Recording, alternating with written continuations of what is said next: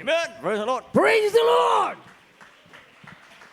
Una sa lahat ako po ay bumabati at nagpapaabot ng magandang gabi sa ating pinakamamahal na Panginoon Jesus, pinakamataas na papuri para sa Kanya lamang sapagat Siya ang Diyos ng Jesus, Miracle Crusade na makapangyarihan sa lahat ng Diyos. Hallelujah. Talagang totoo ang ating Diyos sa Yes, Jesus, man. Miracle Crusade. Ang sabi natin mga kapatid nagpatuto kanina, totoo na miracle. Yes. Totoong miracle sa Jesus Miracle Crusade. Sapagat hanggang ngayon, ang tinanigan ng 3 araw, 3 buwan, buhay na buhay pa. 1992. Kaya ako po'y nagpapasalamat sa malapay noon. Bakit? Dati hindi ako makaharap sa tao. Pag hindi lasing. Ngunit ngayon, natutuwa ako. Bakit? At bago pala ako magpatuloy, kayo paabot ang pagbatik sa atin ni ginagalang na mahal na pastora. Sa kanyang mga pangangaral tayo po ay pinalago.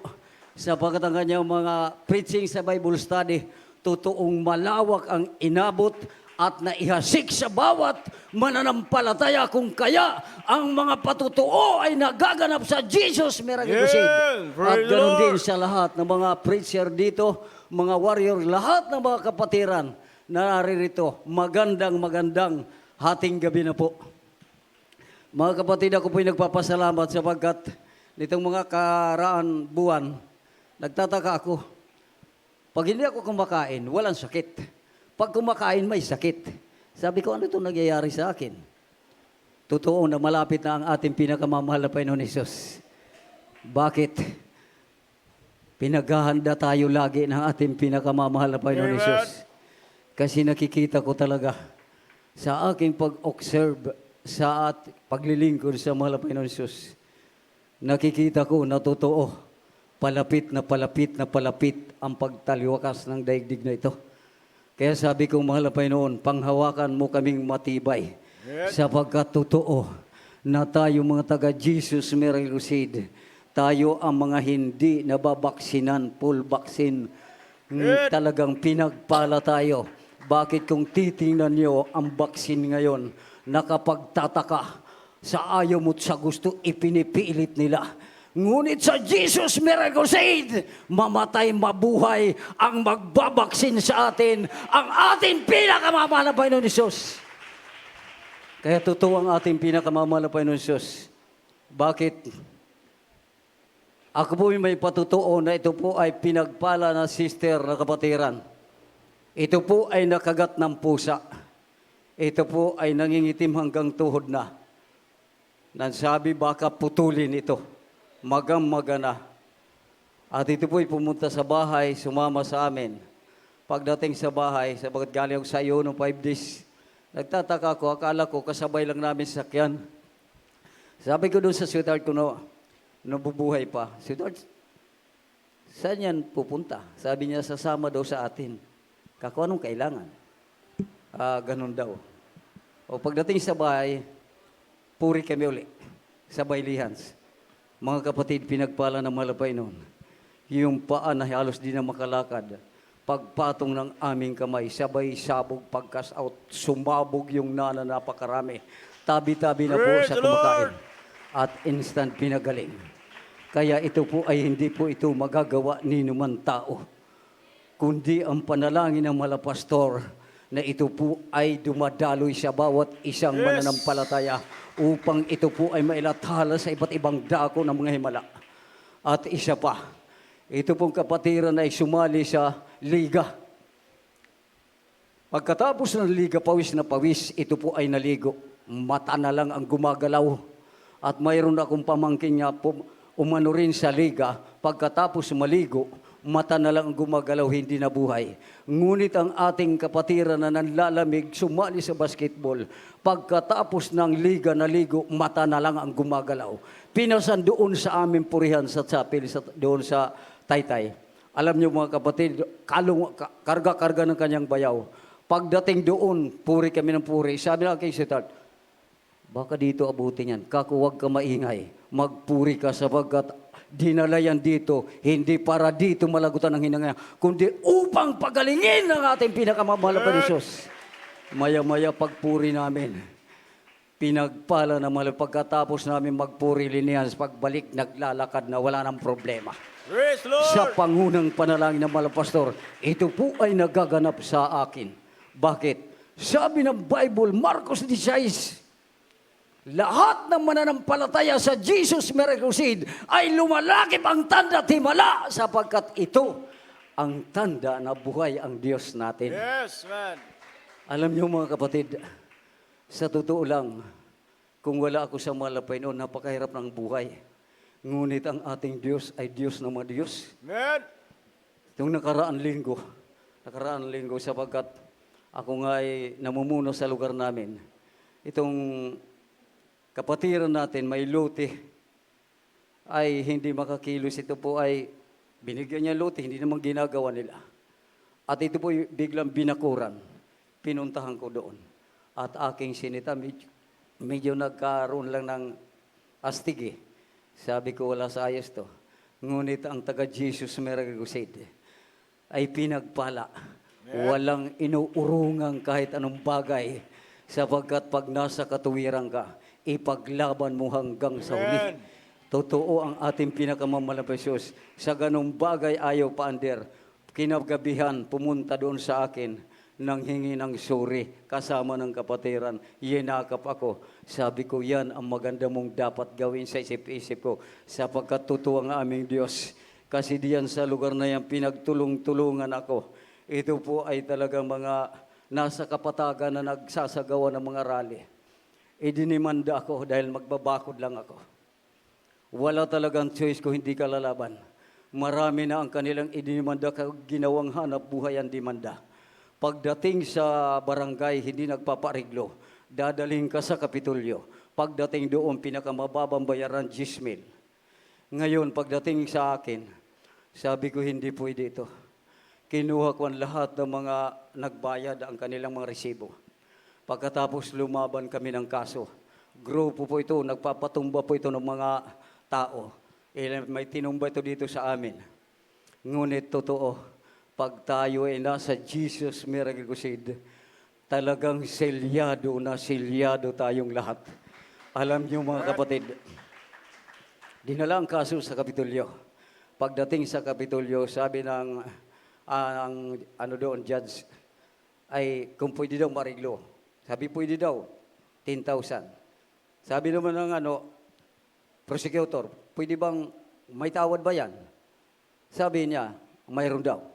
Sabi sa akin ng prosecutor, Mr. Kaindoy, pwede ka naman tumawad pala. Ay sabi ko, bakit ma'am? Dito ba sa inyo tawaran agad? May kontradimanda ako.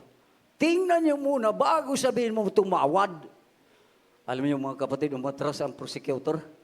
Ay sabi ko, pagdating doon sa korte, nanginginig ang aking kalaban at nagkukumahog na makipag-ariglo ako. At mula noon nawasak ang kanilang saman. Kaya totoo, ang taga-Jesus Miracle Seed at 2 ang namatay bago tumigil sila. Ang anak lumubo ang tiyan, ang witness nila, karakaraka namatay. Totoo ang ating mahal na Panginoon. Kaya hindi pwede talaga na tayo po ay hindi magpasalamat sabagat ang pagpapasalamat mo sa Diyos, ito po ay bilang ganti sa kanyang mga ginagawa sa atin at sa lahat-lahat ng mga biyaya at mga pagpapala. Marami akong himala at bago ako masave dito, ako po talaga ay maraming problema sapagkat ako po ay nasasangkot sa krimen sapagkat dito sa amin nung araw napakagulo. Pag pumasok sa amin kadalasan nang hold up sila, ngunit natapatan yung aking kamag-anak na hinuhold up. Ang sabi ko sa kanila, huwag niyong galawin yung aking itak sapagkat sa amin lugar talaga, ang aming lugar nung araw diyan, ang itak hindi pinantatrabaho, nakalagay lang sa tabi, lagi yan matalas. Dumating ang punto na nagkaroon talaga ng ganun, nasangkot talaga ako sa patayan talaga. Ngunit totoo ako'y nagpalipat-lipat ng takas dito, takas doon, habol dito, habol doon ng mga umaano sa akin. Ngunit totoo na ang kasalanan ay nagbubunga ng karamdaman. Nung ako po ay mapunta sa Pililya, 8 taon ako sa gitna ng bundok, nag-iisang bahay roon. Ngunit totoo ang ating mahal na Panginoon Hesus. Doon unti-unti ako naging isang napawalan ng barkada. At alam niyo mga kapatid, nung dumapo na sa akin ang karamdaman, wala ng pag-asa. Ibinaba ko ang aking magmama dito po sa Taytay sapagkat lipas na ang kaso. Ngunit pagdating dito sa Taytay, wala na akong pag-asa. Sapagkat tinaningan ako dito sa anguno ng 3 araw, 3 buwan ang pinakamataas. At lumipat kami sa QI, hindi ako tinanggap sapagkat groggy na. Ang sakit ko sa baga, sa kidney, insomnia, lahat na ng sakit na sa akin. Namamaga na ako, wala ng pag-asa. Pag ako'y nakahiga, ako po ay linalanggam ng aking mata, wala ng pakiramdam. Ngunit isang araw, sabi ng aking bibi si Vanessa, umupo sa aking ulunan. Nasabi, naplos-aplos ang aking ulo. Papajitot kasi bulol pa siya. Tulong naman aling papa ko. Hinahaplos ang noo ko. Wala ng pag-asa. Ngunit sabi niya, buksan mo papa yung TV, manonood ako ng Itwa. Ang sinatawag niyang Itwa, Itbulaga. Ngunit pagbukas ko ng TV, ano sabi ng mga pastor, kung ikay may cancer, leukemia, diabetes, ketong AIDS, dumalaw ka at ikay pagagalingin. Abay, nagtaka ako, nagtayuan ang aking balahibo sa ulo. Sabi ko, ano ito? Ako po'y umupo. Pag sabi ng mga pastor, sumunod ka sa panalangin, nagtataka ako. Habang nagpipreach, lumuluha po ako. At pagkatapos ko, dumiin sa TV. Buwan ako'y walang kain-kain na. Nanghingi ako ng pagkain noong panahon na yun. Walang pagkain kundi gasuntok na bahaw ng kamao ng bata at linagyan ng magi kasamang patula. Napasarap ang kain ko sapagkat doon lang ako nakakain sapagkat matagal na panahon pa ako doon kumakain, hindi na makadumi. Ngunit nung makadiin ako sa TV, pagkakain ko, nakatulog ako, umiiyak ang aking sweetheart sapagkat sabi niya mamamatay na. Ngunit totoo ang ating pinakamamahal na Panginoon Diyos. Hallelujah! Nakatulog ako at muling ginising. January 1993, dumalo ako sa Amoranto, napaika-ika pa, sapagkat hindi pa ako nababautismuhan. Ngunit nakakapagtaka sapagkat nasa Pililya pa ako, nagtatago. Itong mga kasuutan ng Finest Choir, nakikita ko na po ito nag-aawitan sa langit. Habang ako nasa gitna ng hagdanan ng Amoranto, patingala sa langit. Nakikita ko ang mga Finest Choir nag-aawitan. Sabi ko, anong klase kaya yan? Paulit-ulit na panaginip, paulit-ulit na pinapakita ang hagdanan na nasa gitna ng Amoranto.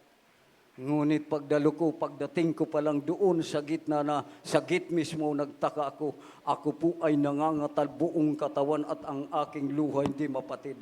Pagtingin ko sa hagdanan na pinakagitna, nakita ko yung panaginip ka ako. Sabi ko, ito na ang gawain ng malapay noon. Totoo, napakabait ang malapay noon. Sa pagkatong panahon na yun, wala kami kilala pa. Nagtaka ako sa patinapitan kami ng sister. Maya-maya sabi, ate, may karama naman si kuya, may taning anya. Dinara kami doon sa kantin, pinakain kami. Sabi ko, anong klase itong mga tao rito? Di pa kami kilala. Totoo na mapagmahal ang mga taga-Jesus Miracle Crusade. Ini-entertain na may mga sakit. Hindi magawa dito sa aming mga kamag-anakan. Pag may sakit ka, iiwanan ka. Ngunit sa Jesus Miracle Crusade, ang kanilang mga panalangin nagdudugtong-dugtong para gumaling. Kaya ako'y nagpapasalamat hanggang sa panahon ngayon. Buhay pa rin po ako na patuloy nakakapagluwalhati sa ating pinakamamahal na Panginoon Praise the Lord. na hindi sukat akalain na dumarating pa, may mga pagpapalang dumarating na ganitong uri ng mga himala. Sari-saring himala. Unang aking himala na nasaksiyan dito, na ang aking sapatos na tumutulo, wala akong pansuot sapagkat nung panahon na yun, ang aking pantalon, iisa. Ang aking sapatos, iisa. Ang damit ko, isa. Sapagat sa Pililya, hindi kailangan ng damit doon na mga magara sapagkat wala bundok yun. Alam niyo mga kapatid, nag-ano ko sapagkat overnight, nag-overnight kami, kinabukasan ng aking sapatos tumutulo. Dahil inaba ko nung hapon overnight. narinig ko ang patutuo ng isang sister na kapatiran na sabi niya, mahal na Panginoon ang aking dirty white na orchids na bulaklak. Ililihans ko po ito gawin mong violet. At ito po ay ipinatuto at naging violet. Ito ang aking pakinggan na una. At alam mo mga kapatid, sabi ko, ilihans natin sweetheart yung aking sapatos. Pagkalihans ko ng aking sapatos at pantalon na tumutulo sa kabasaan ng tubig, hindi talaga kapuro paniwala. Sapagkat pagkalihans, akala mo galing horno. Tuyon-tuyo kagad. Amen. Praise God. Hallelujah. Kaya dito po ako naniwala ng ating Diyos ay Diyos na mga Diyos at binago po ang aking buhay. Nawala yung aking mga bisyo. Marami akong bisyo. Ang pinakamahirap kong bisyo at yung talagang mainitin ang ulo. Kapag nagagalit, di kumikibo. Basta na lang akala mo kubra na nanunuka. Ngunit totoo sa Jesus, Miracle Crusade, mag-isip ka pa lang ng kasamaan, naroon na ang paalala ng mga Panginoon.